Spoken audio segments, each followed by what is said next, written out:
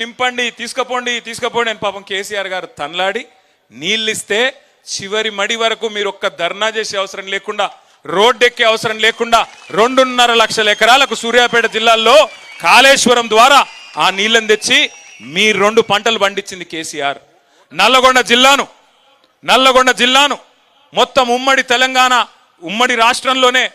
తెలంగాణ రాష్ట్రంలోనే ఉమ్మడి నల్లగొండ జిల్లాను నంబర్ 1 జిల్లాగా వరి ధాన్యం ఉత్పత్తిలో చేసింది కేసీఆర్ ప్రభుత్వం.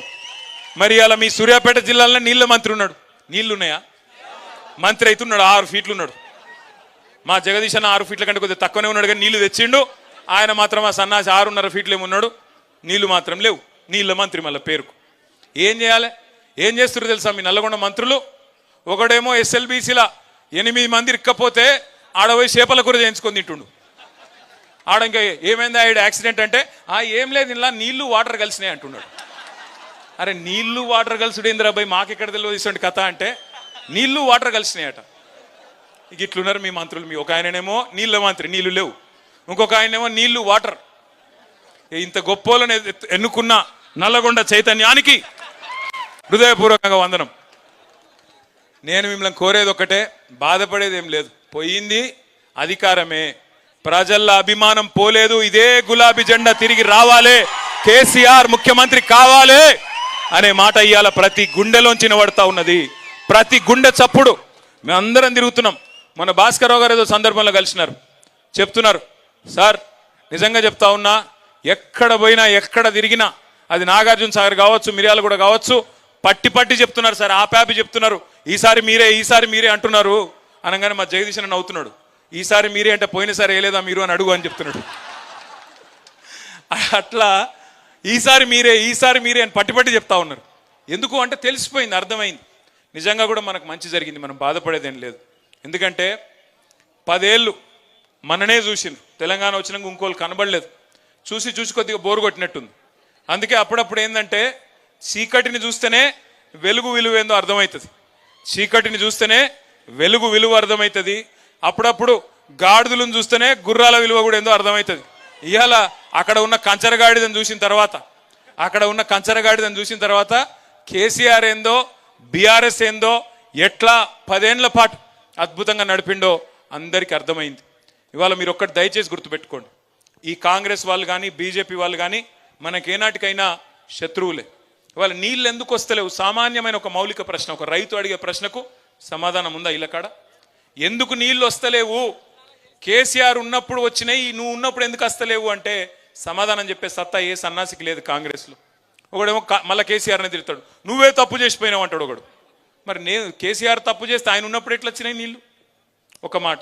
రెండోది, ఇక్కడ బట్టి విక్రమార్క గారు వచ్చిపోయాను, ఇది కాళేశ్వరం నీళ్లు కాదు SRSP నీళ్లు అని చెప్పి అప్పట్లో జగదీష్ అన్నను కిషోర్ను వీళ్ళు ఇద్దరు కలిసి 1 లక్ష జనార్చన అని చెప్పి మొత్తం కాలువల మీద కాళేశ్వరం నీళ్లకు ఒక మంచి కార్యక్రమం చేస్తే బట్టి విక్రమార్క వచ్చి తిట్టిపోయాడు, ఇది SRSP నీళ్లు, కాళేశ్వరం నీళ్లు కాదన్నాడు.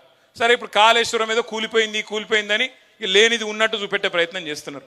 నేను బట్టిని అడుగుతున్నా, ఉత్తమన్నని అడుగుతున్నా, బట్టి అన్నను ఉత్తమన్నను ఇద్దరిని. మరి సరే అనుకుందాం, ఒక్క నిమిషానికి మీరు చెప్పింది నిజమే అనుకుందాం, కాళేశ్వరంలోకి వెళ్ళి నీళ్ళు వస్తలేవు అనుకో.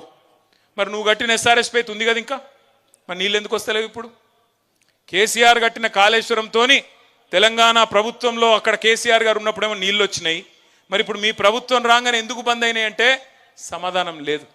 వాస్తవం ఏంది అంటే కేసీఆర్ గారి మీద గుడ్డి ద్వేషంతో, కేసీఆర్ ఆనవాళ్లను ప్రజలు మర్చిపోవాలనే ఒక గుడ్డి వ్యతిరేకతతో మేడిగడ్డలో ఒక్క పిల్లర్ మీద ఒక చిన్న పర్రె పడితే దాన్ని రిపేర్ చేయకుండా 15-16 నెలల నుంచి ఎండబెట్టి అక్కడి నుంచి నీళ్లు కిందికి ఆంధ్రాకు పోతున్నా ప్రేక్షక పాత్ర వహిస్తూ ఇవాళ మొత్తం లక్షలాది ఎకరాల్లో గోదావరి పరివాహక ప్రాంతంలో, మీ తుంగతుర్తిలో, మీ కోదాడలో, మీ సూర్యాపేటలో, పెన్పహాడ్లో పంటలు ఎండుతున్నాయంటే ఖచ్చితంగా ఇది కాలం తెచ్చిన కరువు కాదు, ఇది కాంగ్రెస్ తెచ్చిన కరువు.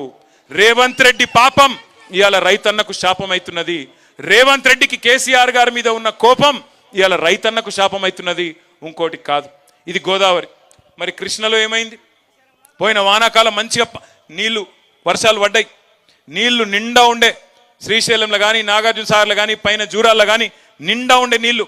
మరి అక్కడెందుకు ఇయ్యలేకపోతున్నారు? ఆనాడు టెయిల్ ఎండ్ దాకా ఇదే జగదీశ్వర్ రెడ్డి గారు, అదే భగత్, అదే భాస్కర్ రావు గారు, ఈ మొత్తం హుజూర్ నగర్లో ఆనాడు మన సోదరులందరూ కలిసి టెయిల్ ఎండ్ గ్రామాలకు నీళ్ళు ఇయ్యలేదా? చివరి పంట దాకా, చివరి మడి దాకా తడి అందలేదా? మరి ఇవాళ ఎందుకు వస్తలేవు?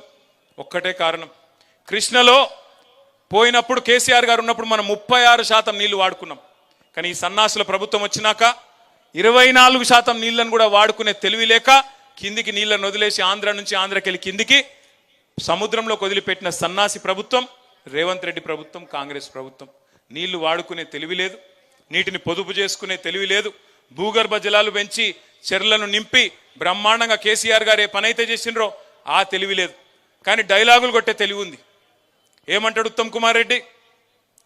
ఏమంటున్నాడు విన్నారా మీరు? నిన్నమన్నా ప్రాజెక్టుల కింద పంటలు ఎండుతున్నట ప్రభుత్వం బాధ్యతనట, కానీ బోర్ల కింద పంటలు ఎండితే మాత్రం ప్రభుత్వ బాధ్యత కాదట.